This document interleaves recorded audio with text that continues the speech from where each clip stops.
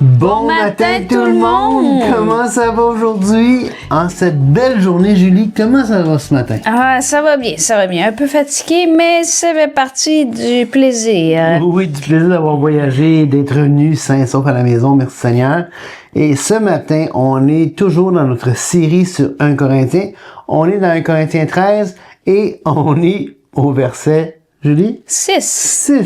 Et là, je pense qu'on devrait être pas pire pour aujourd'hui réussir à finir le verset 6 en une fois. On va voir ça, pas sûr. Ben là, il y a 2 lignes.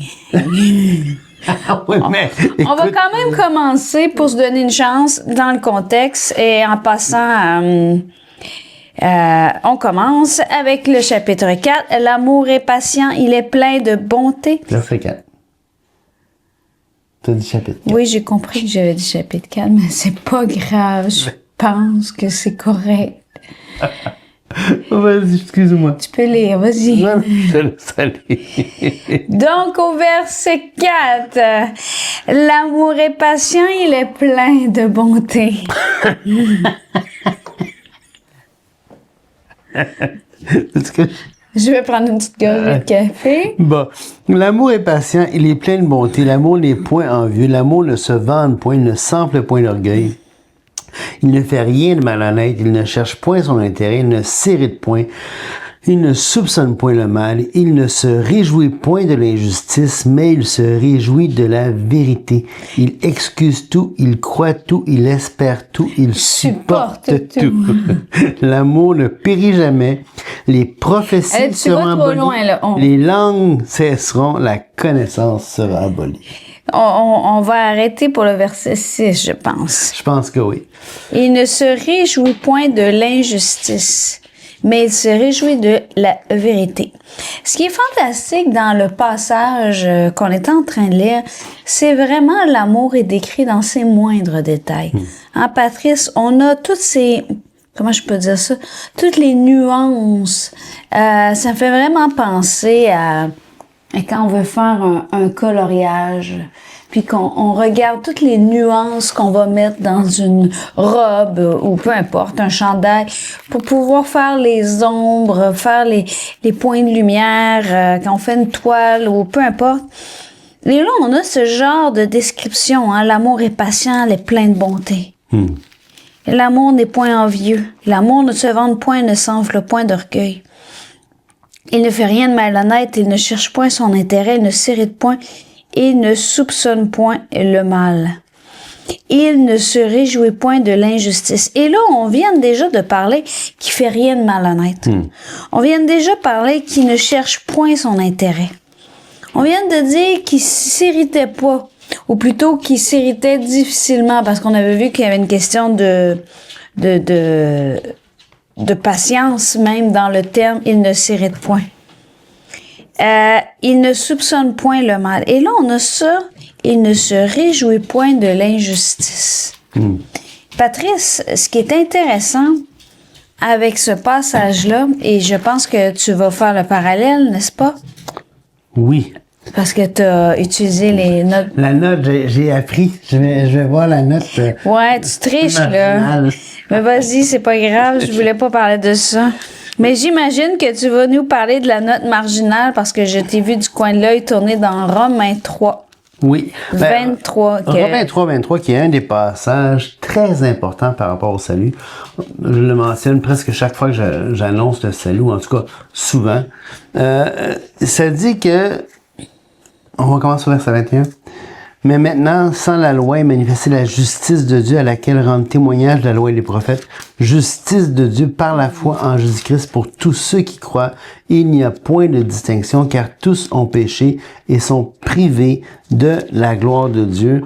Et ici, évidemment, le péché, on pourrait voir toutes sortes de toutes les nuances aussi de ce que la Bible donne au sens du mot péché en termes de transgression. Initialement, le mot péché voulait dire quoi? Voulait dire une cible atteinte ou non atteinte. Hein? Quand il y a une cible au loin, c'est un terme pour les archers, finalement, initialement, où est-ce que l'archer, il enfile sa flèche, il vise la cible, il tend son arc, il laisse aller la flèche, qu'est-ce qui se passe? La flèche Tasse son coude. manque la cible. Si la flèche manque la cible, amartia, le sens du mot amartia, le sens du mot péché en grec, ça veut dire que la flèche a manqué la cible. La cible, c'est quoi? Ben, la cible, c'est ce que Dieu veut, ce que Dieu demande, ce que Dieu, la justice divine. Quand tu passes à côté de la justice divine, tu as manqué la cible, tu as péché. Et donc, ici, l'amour ne se réjouit pas de l'injustice, ne se réjouit pas de ce qui dévie du caractère de Dieu. Okay?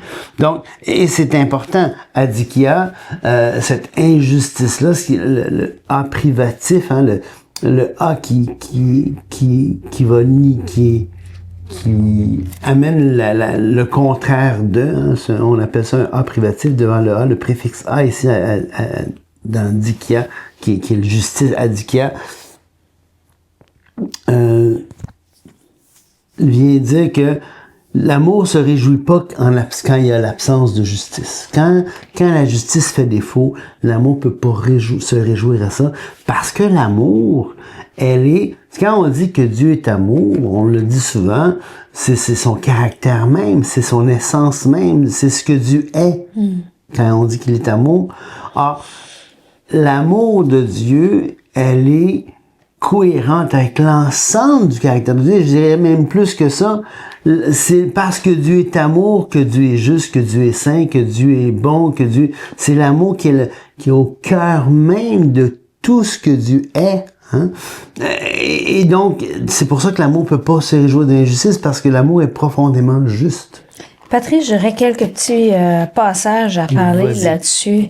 Premièrement, pour faire un pont avec ce que tu viens de dire, que l'amour, on a déjà vu en entrée de jeu que Dieu est amour. Écoutez bien ce que ça dit dans Romains 1:18. La colère de Dieu se révèle du ciel contre toute impiété et toute injustice des hommes qui retiennent injustement la vérité captive. Car ce qu'on peut connaître de Dieu est manifeste pour eux, Dieu leur ayant fait connaître. En effet, les perfections invisibles de Dieu, sa puissance éternelle, sa divinité se voient comme à l'œil depuis la création du monde quand on considère dans ses ouvrages. Et là, je trouve ça intéressant, tu sais, comme on dit, le texte dit ici que la colère se révèle du ciel contre toute injustice des hommes qui retiennent injustement la vérité captive. Et on avait vu d'ailleurs dans le passage de 1 Corinthiens 13 que ça sera pas long, je vais retourner dans 1 Corinthiens 13 parce que j'ai plusieurs pages de sélectionner pendant que tu parlais. Donc, dans 1 Corinthiens 13, on avait vu que on voit dans le verset 6, il ne se réjouit point de l'injustice, mais il se réjouit de la vérité. Puis là, dans le passage de Romains 1:18, ce qui est intéressant, c'est qu'on parle des deux qui retiennent injustement la vérité captive. Donc, ça veut dire que le message de la grâce, le message de qui Dieu est, le message de son amour s'adresse à tous les hommes. Ouais. Et il n'y a pas... et la justice de Dieu et son amour soupirent à ce que ce message soit annoncé à tous. D'ailleurs, on va voir aussi dans Romains 9, 14, que dirions-nous donc? Y a-t-il en Dieu de l'injustice? Et là, c'est un passage que tu aimes parler, chérie. Je ferai miséricorde à qui je fais miséricorde et j'aurai compassion de qui j'aurai compassion. Ainsi donc, celui-là ne dépend pas de celui qui veut, de celui qui court, mais de Dieu qui fait miséricorde. Il fait miséricorde à qui il veut. Et Patrice, à qui Dieu veut-il faire miséricorde? Ben, dans le même contexte, vous savez, je parle souvent du calvinisme et selon moi, c'est très important de contrecarrer cette erreur qui... Ce mouvement de pensée. Ce mouvement de pensée erroné qui est terrible au sein du christianisme et qui veut prendre des passages comme ça pour dire que Dieu, finalement, il n'aime pas vraiment tout le monde. Ah oui, d'une manière il va faire du bien à tout le monde, mais on a déjà vu qu'au début du chapitre 13 de 1 Corinthiens, que le fait de faire du bien aux gens, de donner des biens à des gens, c'est pas une ça. manifestation de l'amour. C'est pas nécessairement une manifestation de l'amour. Donc, si Dieu décide qui va aller au ciel, qui va aller en enfer, toi je t'aime pas, toi tu t'en vas aux poubelles, toi tu t'en vas pas aux poubelles, c'est pas de l'amour ça. Dieu est amour. Alors, dans Romains, dans le passage, dans le contexte de Romains, on voit à qui Dieu veut faire miséricorde dans Romains chapitre 11. Dans Romains 11, au verset 31, si ma mémoire me sert, oui. De même, ils ont maintenant désobéi afin que par la miséricorde qui vous a été faite, ils obtiennent aussi miséricorde de s'être rendus, car Dieu a renfermé tous les hommes dans la désobéissance pour faire miséricorde à tous. Dieu veut faire, c'est la volonté de Dieu, c'est son désir le plus ardent, que tous soient sauvés. Il veut faire miséricorde à tous. C'est son cœur, c'est son amour pour tous les hommes. Il n'y a pas d'exception. Il veut que tous soient sauvés. Est-ce que tous vont l'être? Non, tristement, parce que les hommes sont libres de choisir, d'accepter ou de rejeter. Et j'ai bien dit libre d'accepter ou libre de rejeter. Tous les hommes, tout un chacun, on a cette capacité, on a Dieu nous a donné cette capacité de lui dire oui ou de lui dire non.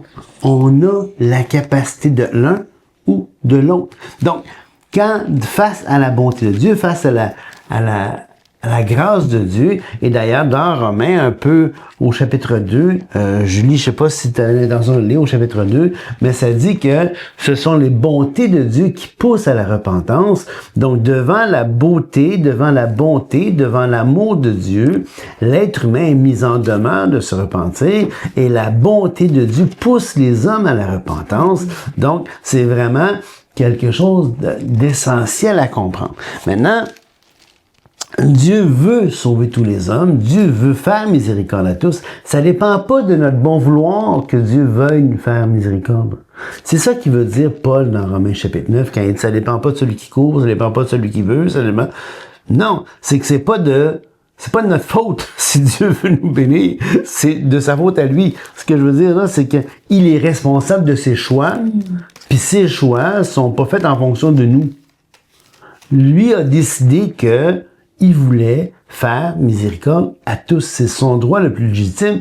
Il est le suzerain, il est le grand roi, il est celui qui règne. Il a le droit de faire ce qu'il veut avec ce qu'il a. C'est essentiellement la parabole quand Jésus va donner la parabole des hommes qui se présentent au marché pour être engagés. Il y en a qui sont engagés dans la première heure, la deuxième heure, et ainsi de suite. Il y en a qui sont engagés à la dernière heure. Et le temps venu, tout le monde, le maître va payer tout le monde, tout un chacun. Il va donner une somme à chacun. Et il commence par le dernier venu. Et là, le premier venu dit, ah wow, il donne ça au dernier venu. Oh, combien je vais avoir moi? Puis là, un petit peu à la fin, quand il donne l'argent à lui, il se trouve insulté parce qu'il n'y a pas plus que le dernier venu. Alors, il dit, moi, j'ai travaillé toute la journée, puis toi, tu lui donnes le même salaire qu'à moi. C'est quoi cette histoire-là? Et là, le maître va dire quoi? Il dit, n'ai-je pas le droit de faire de mon bien ce que je veux? Et donc, la bonté de Dieu, l'amour de Dieu, la grâce de Dieu, le caractère de Dieu, si Dieu veut faire ce qu'il veut avec son bien à lui, avec ce qu'il veut, il a le droit de le faire. Et maintenant, qu'est-ce qu'il a décidé de faire? De donner à tout un chacun, de manifester sa grâce et de permettre à tout un chacun de l'accepter. Hein? Tu peux, aujourd'hui, si tu entends ma voix, tu peux placer ta confiance en Jésus-Christ seul pour la vie éternelle. Ça dépend pas à savoir si Dieu t'a choisi ou pas. C'est pas ça le critère. La condition, c'est est-ce que tu as placé, oui ou non, ta confiance en Jésus-Christ seul pour la vie éternelle? C'est ça la condition. C'est ça la seule condition. Et si tu l'as fait, tu es sauvé, tu es placé en Jésus-Christ et ta destinée est scellée. Amen. Et savez-vous ce qui est intéressant, c'est que je vais revenir au passage là, textuellement, il ne se réjouit point de l'injustice. Et non, l'amour ne se réjouit point de l'injustice. L'amour répond à l'injustice. Comment il répond à l'injustice? Comme Patrice, tu viens de le dire, Christ aussi a souffert une fois pour les péchés, lui juste pour des injustes, afin de nous amener à Dieu. Il a été mis à mort quant à la chair et rendu vivant quant à l'esprit. Et là, on a ce passage-là ici qui est extraordinaire dans 1 Pierre 3, 18 et suivant, là, la suite, où est-ce que Christ est devenu lui qui était juste. Il a pris l'injustice. Donc, il s'en est pas réjoui. En fait, il a souffert. Ainsi donc, Christ ayant souffert dans la chair, vous aussi armez-vous de la même pensée. Car celui qui a souffert dans la chair en a fini avec le péché. Il a crucifié le péché à la croix. Il a crucifié l'injustice. Il a payé la dette. Et là, quand on va un petit peu plus loin dans le passage, après il parle de l'évangile, ainsi de suite, mais je veux pas aller trop parce que le temps avance, mais il va dire au verset 8 de 1 Pierre 4, avant tout, ayez les uns pour les autres un ardent amour, car l'amour couvre une multitude de péchés. Car l'amour couvre une multitude de péchés. Et là, écoutez bien la suite, là, comme de bons dispensateurs des diverses grâces de Dieu, que chacun de vous de mettre au service des autres le don qu'il a reçu.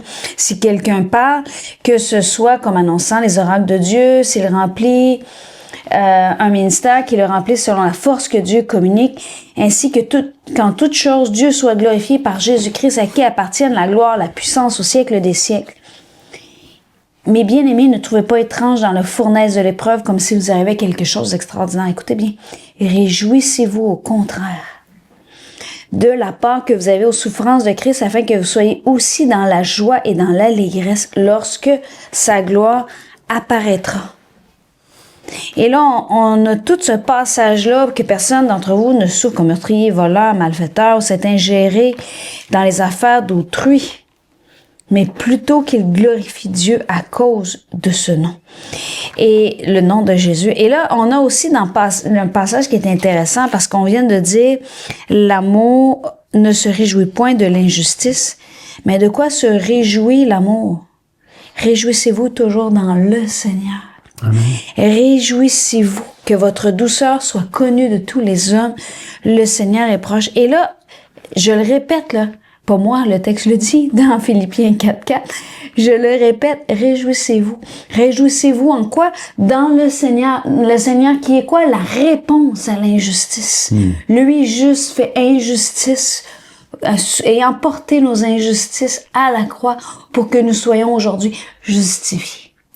L'amour ne se réjouit pas de l'injustice, il cherche une solution à l'injustice. Ce qui est beau dans ça, c'est que l'amour se réjouit de la vérité dans le texte. Puis c'est quelque chose qu'on voit régulièrement. Puis un bon jour, quand je vais faire un épisode strictement lié là-dessus sur la chaîne, c'est le lien qui existe entre la vérité et l'amour. Dans Éphésiens 4.15, ça dit... Verset 14, ainsi nous ne serons plus des enfants flottants et emportés à tout vent de doctrine par la tromperie des hommes, par leur ruse, dans les moyens de séduction, mais en professant la vérité dans l'amour, nous croîtrons à tous égards en celui qui est le chef Christ.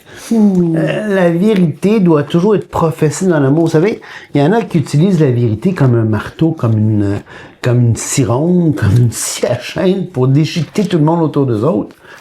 L'amour doit toujours être donné dans l'amour. La vérité doit être professée dans l'amour. Hein?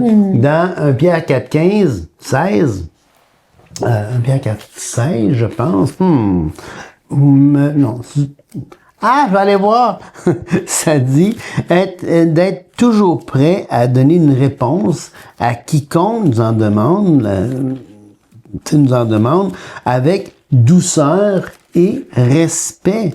Alors, il faut comprendre que l'amour doit être au cœur de notre motivation. C'est pas la justice propre, c'est pas avoir cette justice qui cherche à détruire à tout prix l'autre, mais à manifester cette justice qui veut au contraire que l'autre soit racheté, que l'autre soit sois convaincu avec douceur. Tu sais, Paul va dire redresser avec douceur les contradicteurs. Si je me permets, même dans Jean, hein, on dit dans la deuxième épître de Jean, au verset 3 et suivant, que la grâce, la miséricorde, la paix soient avec vous de la part de Dieu le Père, de la part de Jésus-Christ, le Fils du Père, dans la vérité et l'amour. Écoutez bien, j'ai été fort réjoui de trouver quelques-uns de tes enfants qui marchent dans la vérité, selon le commandement que nous avons reçu du Père. Et maintenant, ce que je te demande, non comme te prescrivant un commandement nouveau, mais celui que nous avons eu dès le commencement, c'est que nous nous aimions les uns les autres. Et l'amour consiste à marcher selon ses commandements. Exactement. Et ces commandements, ben, c'est la vérité. Donc, il y a comme une belle boucle, là. C'est là le commandement dans lequel vous devez marcher comme vous l'avez appris dès le commencement. Et en passant, c'est 1 Pierre 3,15. 4,15, je sais pas pourquoi les fils se sont touchés dans ma tête, là. 1 Pierre 3,15 et 16. Je vous recommande. Je ne répondrai pas à la question. J'imagine que c'était une question rhétorique. Tout à fait. Éphésiens 4,15. C'est probablement le passage que tu cherchais. Non, c'est professer la vérité dans l'amour. C'est ce que j'ai lu. OK, mais tu as dit 4,15 deux fois? Oui, c'est ça. Ah, OK, c'est 4,15, ça. j'ai dit 1 Pierre 4,15, mais c'est Éphésiens 4,15 que je venais de citer. Puis c'est 1 Pierre 3,15 que... OK, puis dans Éphésiens 4,16, c'est intéressant aussi, hein, c'est de lui et grâce à tous les liens de son assistance que tout le corps, bien coordonné et formant un solide assemblage, tire son accroissement. De chacune de ses parties. Selon la force qui convient à chacune de ses parties et s'édifie lui-même dans l'amour. Mais j'aime cette image-là, tire son accroissement. C'est comme la sève qui est tirée par l'arbre qui fait en sorte qu'il peut grandir, qu'il peut croître. Il s'édifie lui-même dans l'amour. Donc, on revient avec notre 1 Corinthiens 13. Donc, aujourd'hui, ce qu'on a vu, c'est que on a vu plusieurs aspects sur l'injustice. Parce que il ne se réjouit point de l'injustice. On a beau parler des faits que de la définition contemporaine de l'injustice ou parce que je pense que chacun d'entre nous on connaît des situations injustes qui sont venues nous chercher. Tu sais, quand on voit que deux personnes on n'a pas la même part pour pouvoir réaliser une tâche qu'il aurait demandé ou peu importe, on en connaît toutes de ces situations-là. Puis ben on s'en réjouit pas, tu sais. Il ne se réjouit point de l'injustice. On est allé plus loin en parlant de l'injustice qui est dans Romains 3, 23 et qu'on a vu aussi cette injustice pour laquelle Christ est mort, a été crucifié. Mais il se réjouit de la vérité. Et là, c'est extraordinaire parce que le pont est fait. Jésus est la vérité. Le chemin, la vérité et l'amour. Peut-être un dernier passage, j'aimerais lire par rapport à la vérité. C'est pourquoi renonce au mensonge et que chacun de vous marche selon la vérité à son... Parle selon la vérité. Parle selon la vérité à son prochain, car nous sommes membres les uns des autres. Mais ça dit, verset 24, « Et revêtir l'homme nouveau, créé selon Dieu dans une justice et une sainteté que produit la vérité. Donc, une justice et une sainteté que produit la vérité. Alors la vérité, la parole de Dieu, parce que la parole de Dieu c'est la vérité, produit en nous cette justice, cette sainteté. C'est pour ça que l'amour se réjouit de la vérité. Super. Et sur ce, on vous souhaite une excellente journée. Soyez bénis.